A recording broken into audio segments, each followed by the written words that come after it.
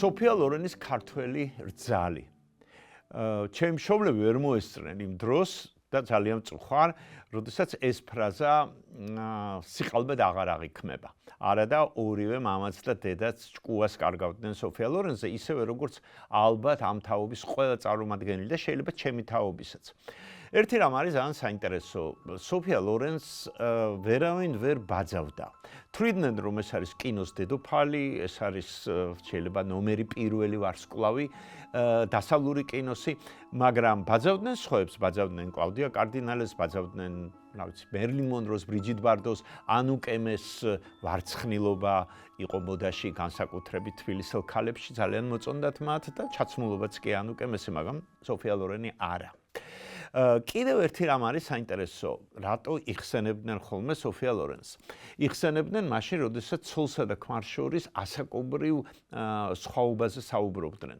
საქმე ის არის, რომ სოფია ლორენსა და კარლო პონტის მის მეუღლეს შორის ასაკობრივი სხვაობა 22 წელი იყო და ძალიან ხშირად ამბობდნენ ხოლმე, რომ მამად ეკუთვნიდა კარლო პონტი, ანუ ქმარი, მისი პროდიუსერი. ადამიანი, რომელმაც სოფია ლორენისგან შექმნა კინოვარსკვლავი. რა თქმა უნდა, ეს სოფიას დიდი დამსახურებაც არის, მაგრამ 1950 წელს, როცა სოფია ლორენი გამოჩნდა სილამაზის ერთ კონკურსში, იქ ნახა სილამაზის კონკურსზე ნახა კარლო პონტიმ იმხანად უკვე ცნობილმა პროდიუსერმა სოფია ლორენი და გოგონასგან, რომელსაც არავინ არ იცნობდა ფაქტიურად, რომელიც უღარიბეს ოჯახში გაიზარდა, უმამოდ გაიზარდა, შექმნა ვარსკვლავი, წაიყვანა ჰოლივუდში, გააცნო იმ ეპოქის ძალიან დიდ რეჟისორებს და სადღაც უკვე 60-იან წლებში, როდესაც ჩოჩარას გადაღების შემდეგ სოფია ლორენი გახდა ოსკარის ლაურეატიც, იმას აღარ ვამბობ, რომ იტალიური კინოს ვარსკვლავი და როგორც უკვე გითხარით,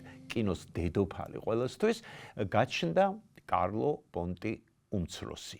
კარლო პონტი უმცროსი არის სწორედ დღევანდელი ჩვენი გადაცემის გმირი. გამარჯობა. We don't want any drama tonight. Thank you for coming and have fun. კარლო პონტი უმცროსსა და მარიამ შარმანაშვილს მის მეუღლეს შორის ასაკობრივი განსხვავება ასევე ზუსტად 22 წელია. თუმცა ეს დამთხოვა მაინც არ ამგონია რომ მნიშვნელოვანი იყოს. მნიშვნელოვანი არის სხვა დამთხოვა. ეს ისტორია სოფიასი, როგორც კონკიასი, გარკვეულად გავს მარიამ შარმანაშვილის ისტორიასაც. გოგონასი, რომელმაც შეიძლება ითქვა სრულიად შემთხვევით გაიცნო დირიჟორი კარლო პონტი უმცროსი და კი ბატონო გახდა სოფია ლორენის რძალი. მაგრამ ამ თემაზე უკვე იმდენი დაიწერა ჩვენს მედიაში, მარიამის შესახებ უკვე ყველაფერი იცის. მარიამის კონკიას ისტორიის შესახებ. ჩემი აზრით არანაკლებ საინტერესოა კარლო პონტი უმცროსის ისტორია, კარლო პონტის დირიჟორის.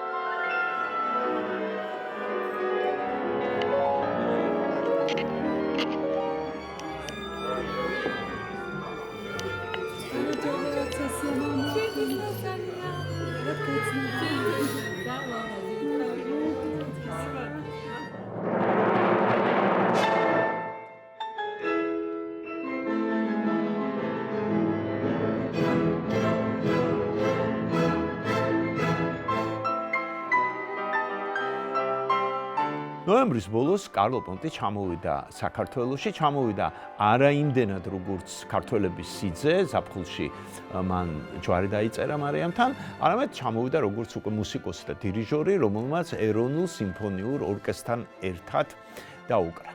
ჩვენ მოვახერხეთ და რეპეტიციის შემდეგ გავესაუბრეთ კარლოს. ვესაუბრეთ რა თქმა უნდა მარიამზეც, მაგრამ პირველ რიგში ჩვენს გადაცემას შვილი ქვია და ვესაუბრეთ დედაზე, სოფია ლორენს.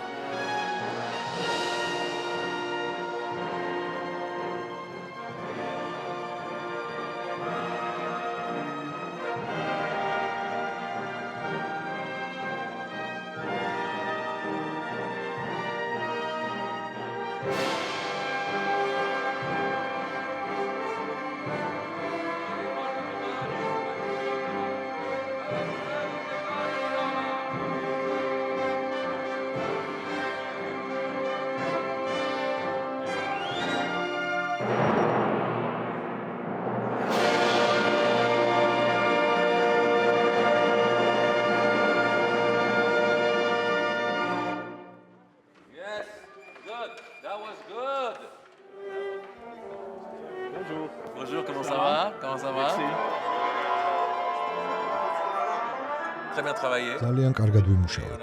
მაქსიმუმს მივახციეს. როგორც ვიცი, პირველად არ გიწევთ საქართველოს ორკესტრთან ერთად მუშაობა. C'est la troisième fois que je dirige. არა, მესამედ ვუკრავ, მაგრამ ამ ორკესტრთან პირველად. თბილისში პირველად ნინო სურგულაძესთან ერთად ჰქონდა концерტი ფრანსის პულენკის ადამიანის ხმა შევასრულეთ. La voix humaine de Francis Poulenc en 2016. 2016 წელს.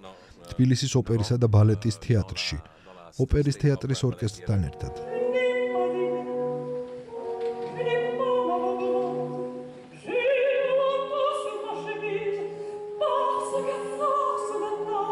Est une opéra de seulement un acte de Francis Poulenc. პულენკის ადამიანის ხმა ერთმოქმედებიანი ოპერაა, სულ 45 წუთი გრძელდება, ამიტომ დავამატეთ სუიტა La Strada, მუსიკა ნინო როტასი, Nino Rota, qui a écrit beaucoup de musique pour les films de. რომელიც ფელინის ფილმებისთვის წერდა, მაგრამ მან სიმფონიური ორკესტრისთვის La Strada ცალკე სუიტად დაწერა. ეგვინდოდა მეკითხა. Film Fellini repetition. ფელინის ორკესტრის რეპეტიციის კონცეფციას ეთანხმებით? ო, ეს გენიალურია და უაღრესად ზუსტია. Encore avec Nino Suguladzé. მოკლედ მე ვდირიჟორობდი თბილისის ოპერის ორკესტრს. შემდეგ ისევ ნინო სურგულაძესთან ერთად მას ჰქონდა ფონდი, რომელიც ყოველ წელს აწყობდა საქველმოქმედო კონცერტებს და ჩვენც ჩავატარეთ ასეთი კონცერტი. რა ქვია იმ დარბაზს? ფილარმონია? Le musique ოტორინო რესპიგის ნაწარმოები, რომლის შესრულებასაც აპირებთ ჩვენს ორკესტრთან ერთად, ეს კომპოზიტორი არაა განსაკუთრებით კარგად ცნობილი. ასე ვთქვათ, ნაკლებად ცნობილია. თქვენ საგანგებოდ აირჩიეთ ეს მუსიკა, რადგან გინდოდათ აუცილებლად იტალიელი კომპოზიტორის ნაწარმოები შეგესრულებინათ?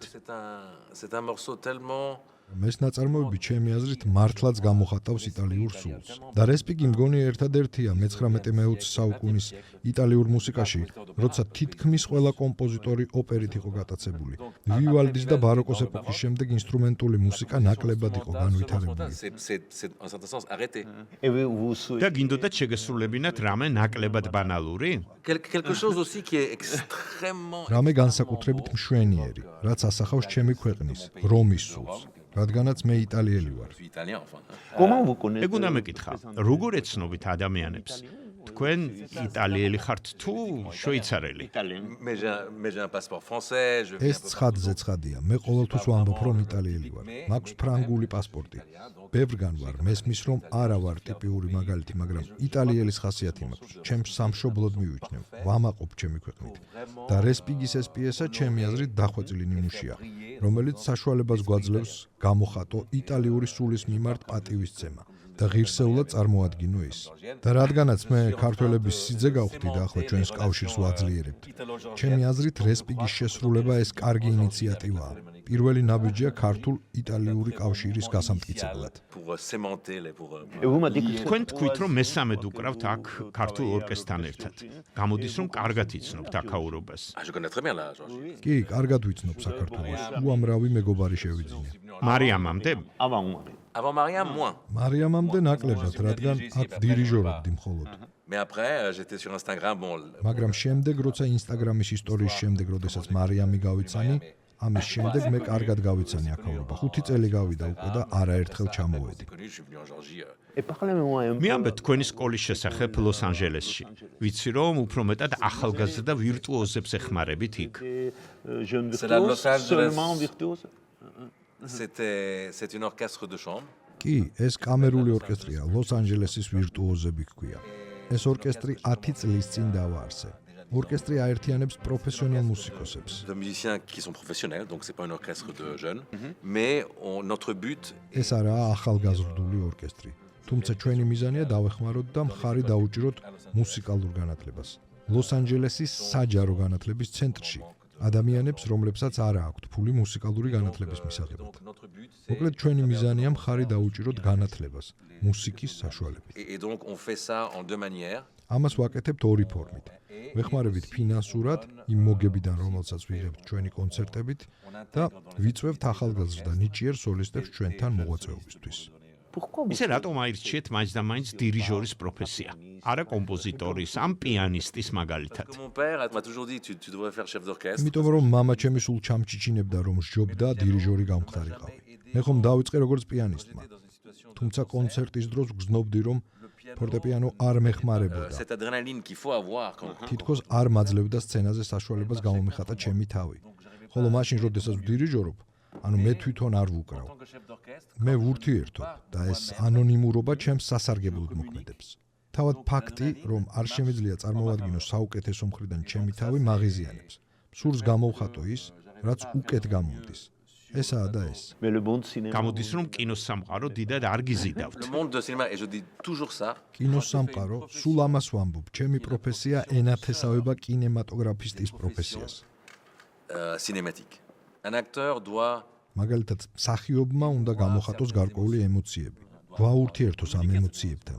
დირიჟორი განა იგივეს არ აკეთებს, მან უნდა გადმოსცეს სიხარული, რომელსაც მუსიკა ბადებს, სევდა, რომელიც მუსიკით იქმნება და ამისთვის გარკვეული მოძრაობაა საჭირო. მსახიობივით მოძრაობა. როგორც რეჟისორს გიხდება ურთიერთობა სხვებთან, საუნდ დიზაინერთან, გამნათებელთან. avec le gaffer, avec le script, avec tout le monde et gérer tous ces gens sur le set. და მე მათთან ერთად მიხდება მუშაობა. ეს ასევე მოითხოვს განსაკუთრებულად ფაქის ხედვას, განსაკუთრებულ ზუსტ ხედვას. ზუსტად ისე როგორც რეჟისორი ურთიერთობს მსახიობებთან, ხმის რეჟისორთან. მე კი ურთიერთობ მუსიკოსებთან. ესაა ჩემი გუნდი. Ça c'est mon set, ça c'est le set. Voilà.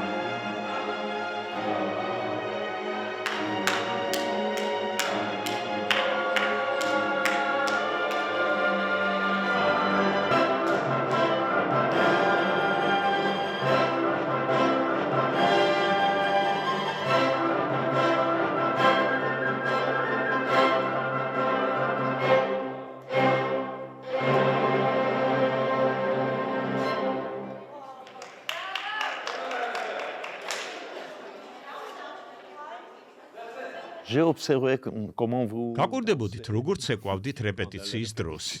C'est une chose que j'ai fait exceptionnellement. კი, ეს იდეა იქვე დაიბადა. ამ შემთხვევაში მინდოდა მუსიკოსებისთვის წარმომედგინა ეს განსხვავებული სტილი, გარკვეული ტემპი. ასეთი ფორმით ამეხსნა, როგორი ინტერპრეტაცია უხდება ამ ნაწარმოების შესრულებას და ამან იმუშავა. Et ça a marché. Oui, mais ce n'est pas la ეს არა ასე ვთქვათ იტალიური ჟესტი. Non, ouais, mais les იტალიელებს უყვართ ცეკვა. aiment danser beaucoup.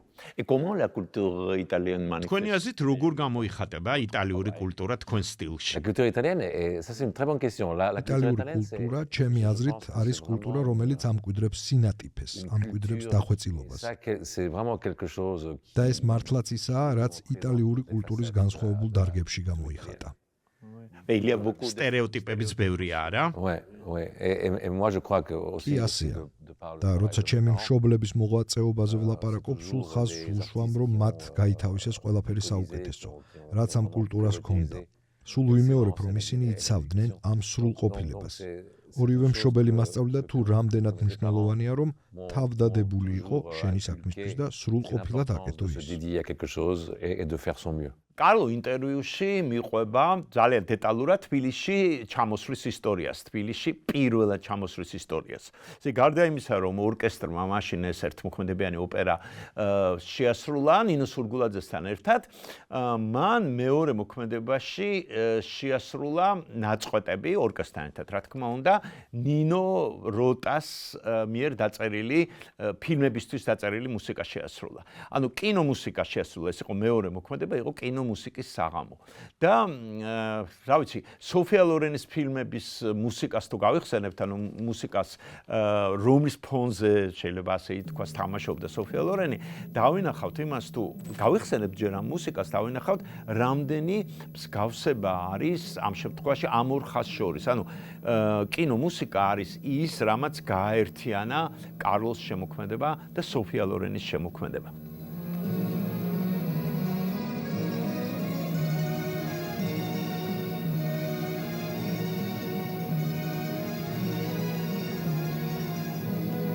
მაგალითად, შეგვიძლია გავიხსენოთ არაჩვეულებრივი მუსიკა ანრი მანჩინის, რომელიც დაიწერა ფილმისათვის მზესუმზირები. ამ ფილმს კარლოც გამახსენებს ინტერვიუში.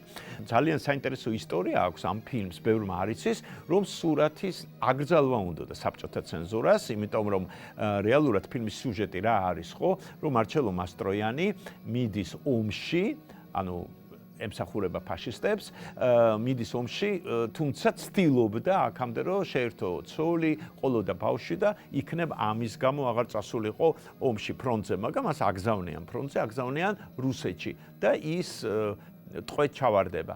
ხოლო სოფია იგებს მარჩელოს გარდაცვალების სიკვდილის ამბავს. ომი დამთავრდება და აღმოჩნდება რომ მარჩელო არის ცოცხალი.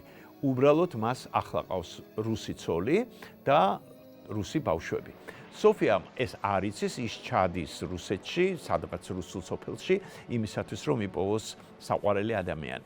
საინტერესო ის არის, რომ რადგანაც მარჩელო იტალიელ ფაშისტებს ემსახურებოდა, ისტორია არის ასეთი, რომ თითქოს სოფია იგებს, რომ მარჩელო დასაფლავებულია იტალიელ ფაშისტებთან ერთად, ანუ იტალიელი მეომრების სასაფლაოზე. ასეთი სასაფლაო არ არსებობდა საბჭოთა კავშირში, ბუნებრივია და აი ამ თემამ გამოიწვია ცენზურის უკმაყოფილება. მიუხედავად ამისა, სოფია მაინც ჩადის იტალიაში, საბჭოთა კავშირში მაპატიეთ და ნახულობს მარჩელოს ოჯახს, გაიცნობს მარჩელოს ოჯახს. აი ზუსტად ამ ძალიან დრამატული და მელოდრამატული ფილმის ეკრანებზე გამოსვლას უქმნიდა პრობლემას ცენზურა, მაგრამ საბჭოთა კავშირში იმდენად უყვარდათ სოფია ლორენი, რომ ნამდვილად ვერავინ შეძლებდა ფილმის აკრძალვას, მით უმეტეს რომ მთელი საბჭოთა კავშირი ელოდებოდა ამ ფილმის ეკრანებზე გამოსვლას, ყველა მიცოდა, რომ სოფია არის საბჭოთა კავშირში ჩამოსული და მას იღებენ ვიტორიო დე სეკას ფილმში მზესუმზირები. სოფია ლორენი 9 თვე უმოძრაოდ იწვა ორსულობის დროს და მიუხედავად რისკისა, რომლის შესახებ ექიმები აფრთხილებდნენ, მან იმშობიარა კარლო. ხშირად ყვება ამ ამბავს. Non, pas tellement. C'est pas une histoire. არა, ისე რა. Surface, non, non. Parce que c'était nécessaire. არა, უბრალოდ გრძელი ისტორიაა და იმიტომ უნდა გაიხსენოს, რომ ვერ ორსულდებოდა, რომ ამიტომ ჩამოვიდა ჟენევაში. აქ გინეკოლოგი ეგულებოდა. კარლო ჰებერტ ლეონსი ერქვა. სხვათა შორის მის საპატივცემულოდ დამარქვეს ჩემი სახელი. ეს კაცი სახელგანთქმული იყო იმით, რომ სრულიად უიმედო ქალებს, ვისაც დაორსულება არ შეეძლო, ეხმარებოდა. ამიტომაც ჩამოვიდა დედაჩემი და დასახლდა ჟენევაში. მოგვიანებით, ჩემი ძმის დაბადებამდე მამაჩემმა იყიდა ეს ბინა ჟენევაში. Et puis il est resté à Genève. მაგრამ პროგნოზი არც თუ დამაიმედებელი იყო, ამბობენ. მართალია? Je sais pas, mais il fallait pas qu'elle reste au lit. არ ვიცი, არ ამგონია, ვიცი რომ ძირითადად წოლითი რეჟიმი დაუწესეს. ბევრი არ უნდა ემოძრავა იმისთვის, რომ ناقოფი შეენარჩუნებინა. Et dans 2 ans, და 2 წელიწადში თქვენ შეასრულეთ თქვენი პირველი და უკანასკნელი როლი კინოში. თქვენი ერთადერთი როლი. ხორცდები ერთადერთია. L'unique, c'était კი, ერთადერთი. les girasoli. ეს იყო ჯირასოლი. არ ვიცი როგორ თარგმნიან. მზესუმზირები. დიახ, კი. ce film დიახ, ეს იტალო საბჭოთა ფილმია. Mais ma mère, ეს იტალიური ფილმია, რომელიც ვიტორიო დე სიკამ გადაიღო. ფილმის ნაწილი რუსეთშია გადაღებული და ეს ერთადერთი შემთხვევაა, როცა დედაჩემი იყო რუსეთში. seule fois დარწმუნებული ხართ, სხვა დროსაც იყო. vous avez raison. კი, კი, სწორად შენიშნეთ. მანამდეც და შემდეგაც არაერთხელ იყო. Beaucoup de fois pour des choses dans le festival de Moscou. მოსკოვის ფესტივალზე მაგალითად. კი, ფესტივალზეც, მაგრამ პროფესიული თვალსაზრისით ვამბობ, არასდროს აღარ ჩასულა ამ როლში. Que Mariam a vu მარიამს თუ აქვს ეს ფილმი ნანახი. Oui, elle l'a vu. Alors ce კი, film, ნანახი აქვს. ამ ფილმს ერთი სასაცილო ისტორია უკავშირდება. Vous avez 2 ans. ორი წლის იყავით, ხო? Je suis beaucoup plus jeune. არა, უფრო პატარა. წელიწადის და თვეების. Avec Desica, დესიკას სურდა ეჩვენებინა, რომ დედაჩემის გმირს პატარა შვილი ყავს. ამ როლს გოგონა ასრულებდა, რომელიც გადაღების დღეს ავად გახდა. დესიკამ შესთავაზა დედაჩემს ჩემი თავი. monté sur le set. Et dans le script, le bébé devait avoir დამაწვინეს ბავშვის საწოლში და ჩამიდეს პირში საწოვარა, რომელიც არ ვიცოდი რა იყო და არ მომეწონა. ამ სცენაში სცენარის თანახმად უნდა მეტირა. Et quand la scène a დაიწყეს fini, გადაღება, მაგრამ მე არ ვტიროდი. და როცა გადაღება დასრულდა, ეგრევე ავტირდი. როგორც ჩანს, არ მომწონდა ეს უცხო საწოლი, რომელიც ვიწრო იყო ჩემთვის. ასე შეიქმნა ეპიზოდი, უფრო სწორად კადრი, რომელიც 15 წამს გრძელდება. 15 secondes. Hein. არსებითად ყველაფერი დაიწყო ფილმით ჩოჩარა. ჩოჩარამ მოუტანა სოფია ლორენს პირველი შეიძლება ასე ითქვას მსოფლიო დიდება, რადგანაც ფილმი დაჯილდოვდა ამერიკული ოსკარით და სოფია ლორენი იტალიურად მოსაუბრე ქალი იტალიურ ფილმში დაჯილდოვდა ოსკარით საუკეთესო ქალის როლის შესრულებისათვის.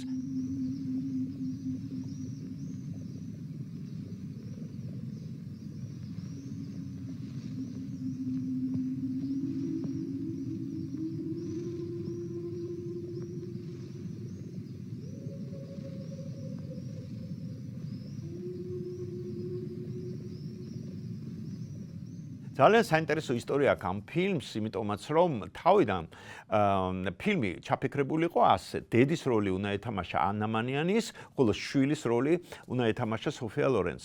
ცნობილია ეს ისტორია, ანა მანიანი როგორი სიცილი ხარხარი დაიწყო მას შემდეგ, როცა მას უთხრეს, რომ ის უნდა იყოს სოფია ლორენის დედა. ეს ფრაზაც არის ცნობილი და ხშირად იგონებს ხოლმე თავად სოფია ლორენი, როცა ანამ თქვა, რომ როგორ შეიძლება ჩემზე მაღალი, ჩემზე ძლიერი ქალი იყოს ჩემი შვილიო. მან უნდა დამიფაროს და მან უნდა მიხსნას და მიშველოსო.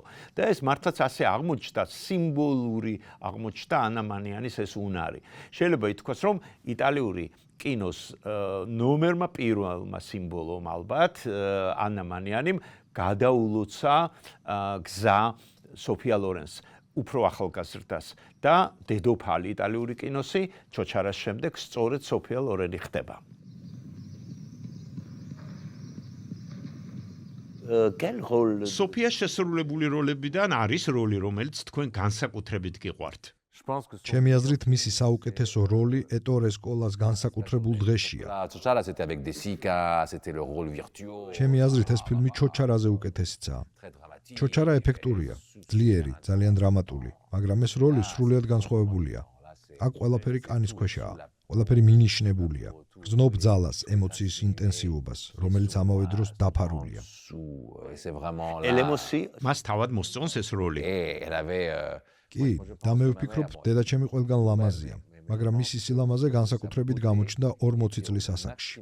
40 წლის შემდეგ მისი სილამაზე განსაცვიფრებელი გახდა. ეს ფილმი სწორედ მაშინ 70-იან წლებშია გადაღებული. 60, je pense 75. 78-ში როგორც მახსოვს. რომელში 75-ში? ხო, 40 წლის იყო. Mais Sofia dans cette film. მაგრამ სოფია ამ ფილმში აღარ წარმოადგენს სექს სიმბოლოს. Non, mais elle joue არა, dans ce film ის აქ თამაშობს ხასიათს, რომელიც ყველაზე ახლოსაა მასთან. à sa vraie personnalité. ძალიან გაბიხარდა, როდესაც კარლომ ამ ინტერვიუში ახსენა ჩემი საყვარელი ფილმი განსაკუთრებული დღე. მართალი გითხრათ არ მოველოდი, რომ შვილი კარლო ჩათვლიდა, რომ ეს არის სოფიას საუკეთესო როლი.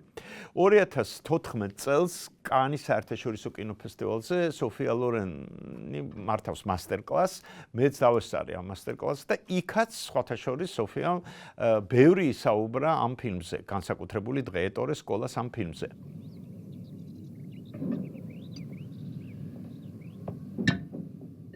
სოფია ასეთი რამ გვითხრა, რომ მიკვირსო იტალია თითქოს არის ძალიან ესეთი მატრიარქალური კულტურაო, მაგრამ მაინცო აქო ქალს იტალიაში მაინც აღიქვამენ მხოლოდ როგორც დედას და მხოლოდ როგორც ცოლსო. ანუ ეს არის ქალის ფუნქცია.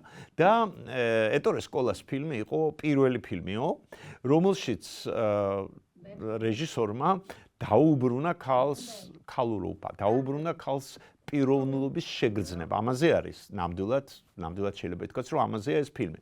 მაგრამ ამ ფილმში არის კიდევ ერთი ნიუანსი, ძალიან საინტერესო, ცოტა ირონიული.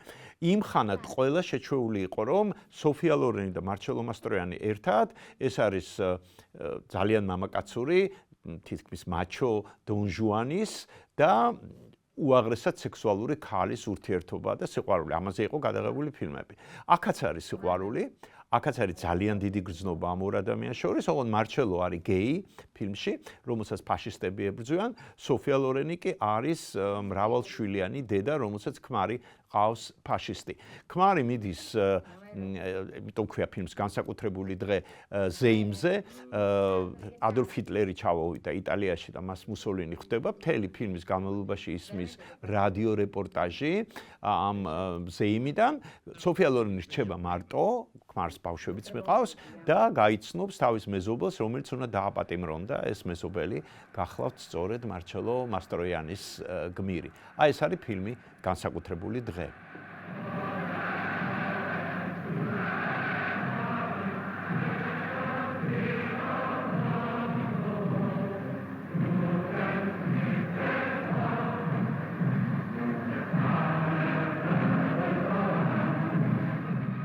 Comment vous ressentez en France? რაც გრძნობდით, როგორც სოფიას, ანუ სექს სიმბოლოს შვილი.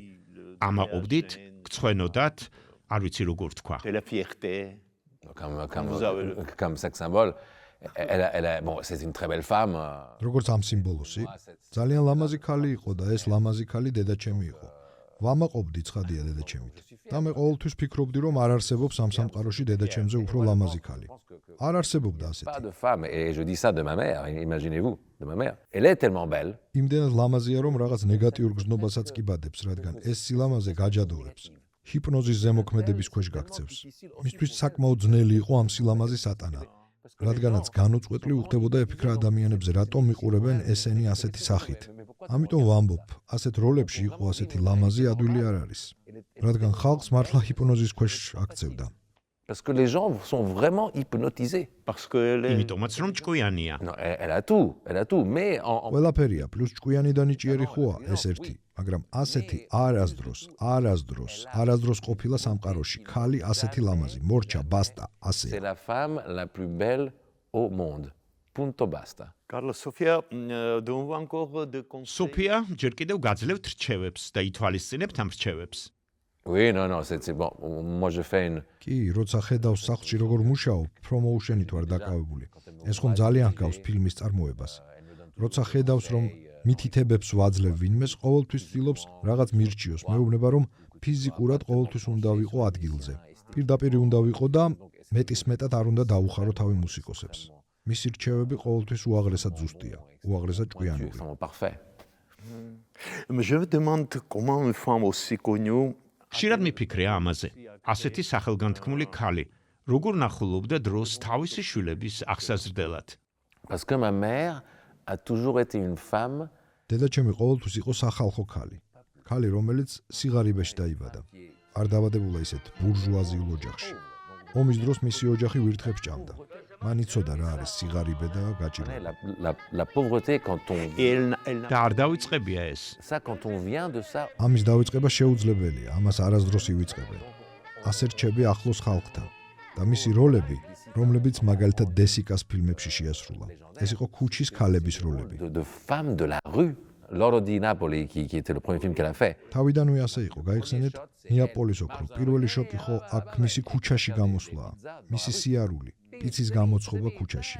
მაგრამ ამავე დროს ის ატარებს ამ წინააღმდეგობას თავის თავში. მას შეუძლია იყოს დედოფალი. ამ რაღაც არისტოკრატულს ის გენეტიკურად ატარებს თავის თავში და ეს მომწონს მე. მას ყველაფერი აქვს და სწორედ ამიტომ იყო ლეგენდალური. ეს სრულიად უნიკალური არტისტია, ამის მსგავსი სხვა არ არსებობს. Qui est tellement unique. Si vous avez, si on va sur. ამიტომაცაა რომ Google-ში თუ ჩაწერთ ჩემს სახელს და გვარს, მიიღებთ პასუხს სოფია ლორენის შვილი. Sophia Loren's son. Et des fois, il y a des gens qui ხშირად ცხოვრებაშიც ასე მეძახიან სოფია ლორენის შვილი. ეს არა ადვილი. არა ადვილი იყო ასეთი დიდი ქალის შვილი. იყო დედოფლის შვილი. ეს არა ადვილი. მაგრამ სიამაყე რომ მე მისი შვილი ვარ გადაძლევს ამ სიძნელეს. D'être son fils est plus forte que ces choses. Donc, vous n'êtes pas. ესე იგი არ ბრაზდებით, როცა ასე წარმოგადგენენ. ესაა კარლო პონტის და სოფია ლორენის შვილი. Non, pas Carlo Ponti. Carlo Ponti, le fils de Sofia Loren, ils disent. Carlo Ponti. კარლოს იშვიათად ამბობენ, კარლოს იცნობენ ფილმებით, მაგრამ სოფია ლორენი სულ სხვა მაინც, გრანდიოზულია. არა, ჩვეულებრივი ამბავია, რეალურად ასახავს ჩემს მდგომარეობას. Avec ma situation. Comment avez-vous. როგორ წარუდგინეთ მარიამი სოფიას? Oui, on est allé à Genève. კი ჟენევაში ჩავედით, მარიამი თავის საყვარელ შვილთან ერთად, რომელმაც სრულიად მოხიბლა დედაჩემი, როგორც ქართველი პატარა პრინცი, დიდი შავი თვალებით, რომელმაც მოხიბლა დედა. და ისე მოხიბლა, რომ დედამ ეგრევე გამოხატა თანხმობა ქორწინებაზე. Qu'elle a accepté, qu'elle a dit OK. Elle savait quelque chose en géographie. საქართველოს შესახებ ბევრი რამ იცოდა? Non, ma არა, mère est venue. თუმცა დედა აქ ნამყოფი იყო. პირველად როცა მე ჩამოვედი ნინო სურგულაძესთან ერთად გამართულ კონცერტზე, დედაც ჩამომყვა. 2017 წელს კონცერტზე თბილისის ოპერაში. მეც ხომ პირველად ჩამოვედი მაშინ. C'est la première fois qu'elle est venue ici. Votre mariage était très. ძალიან ლამაზი ქორწილი გქონდათ, ჩემი აზრით. ვინ იყო ორგანიზატორი? მარიამი თუ თქვენ? Tout le monde ensemble. ორივემ ერთად, ეგეთ რამეებს ერთად ვაკეთებთ.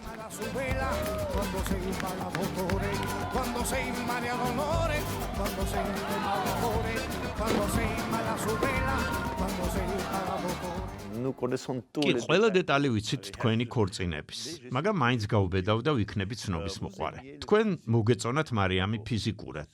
მისმა გარეგნობა მოხიბლათ თავიდან. C'est une chose. თავიდანვე, პირველივე Quel ნახვით. moment avez-vous su que votre intuition. როდის მიხვდით, რომ თქვენი ინტუიცია არ შეცდა? Quand je lui ai parlé pour la première fois, tout de suite. როგორც კი შევხვდი, როგორც კი გავიცანი მაშინვე, მაგრამ ის ინგლისურად არ ლაპარაკობდა და საუბრისთვის მოგვიხდა Google Translate-ის გამოყენება. ამიტომ თავიდან მხოლოდ ინტერნეტით ვსაუბრობდით. Via internet.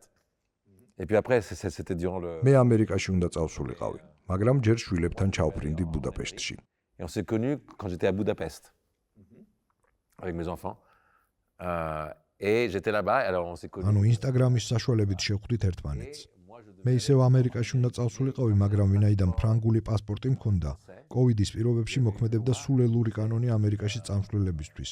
ორკვირიანი კარანტინი უნდა გაგევლო არაშენგენის ზონაში და მხოლოდ შემდეგ შეგეძლო ამერიკაში შესვლა.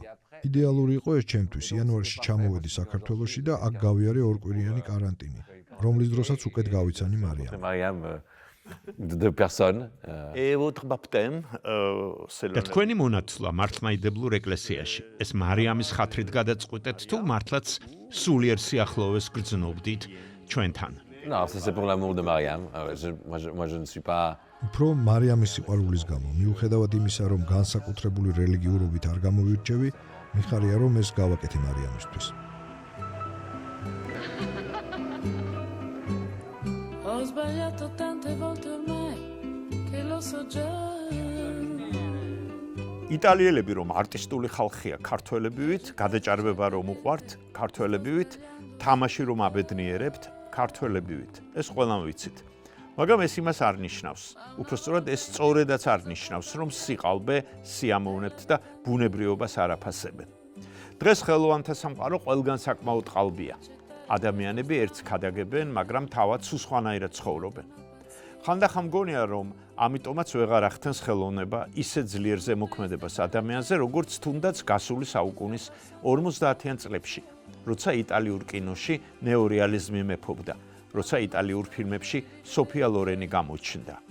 შეიძლება კარლოს და მარიამის სიყვარულის ისტორია ამ ბუნებრიობის მოთხოვნილებასაც გამოხატავს.